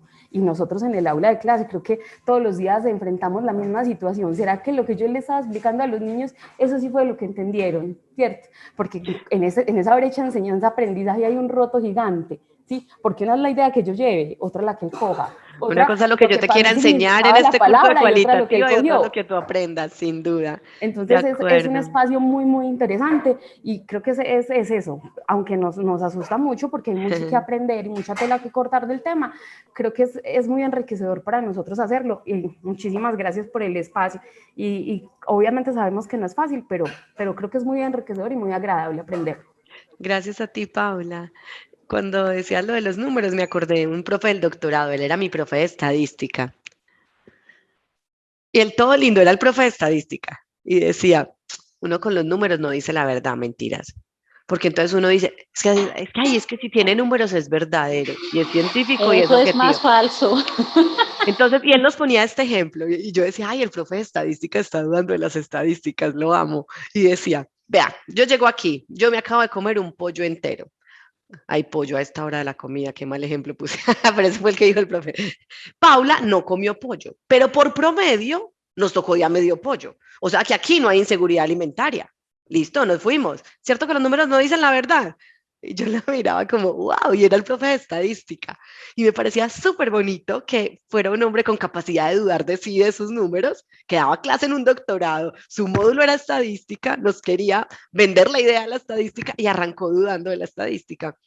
No de la importancia de la estadística, sino de que la estadística no era la verdad, la objetiva. Y nos puso el ejemplo del pollo. Yo me comí un pollo, Paula no comió pollo, pero por promedio nos tocó de a punto 5 pollo, o sea que aquí no hay inseguridad alimentaria. Continuemos. Sí, y le quería compartir eso y resoné mucho mientras lo decías, para que podamos dudar de lo que creemos y de nuestras certezas. Consuelo ponía una cosa muy bonita en el chat y es como, es movernos a veces de la zona de confort, es de lo conocido, es de lo que nos es seguro, es de los referentes que traemos y está bien. Yo también tuve que hacer ese proceso en el curso de estadística y en investigación cuantitativa, porque yo siempre me he movido de este lado del mundo. Y yo era como, me perdí entre la moda, la mediana, la variable, la hipótesis alternativa y la nula, y la variable dependiente, independiente, ¿no? Ya agonicé, cuasi experimental, morí, ¿sí? Pero aprendí y terminé haciendo escalas Likert y todo.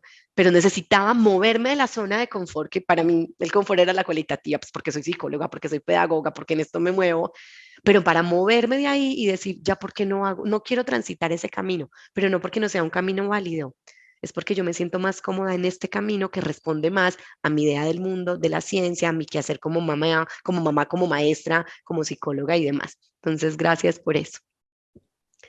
Muy bien, ¿querías decir algo?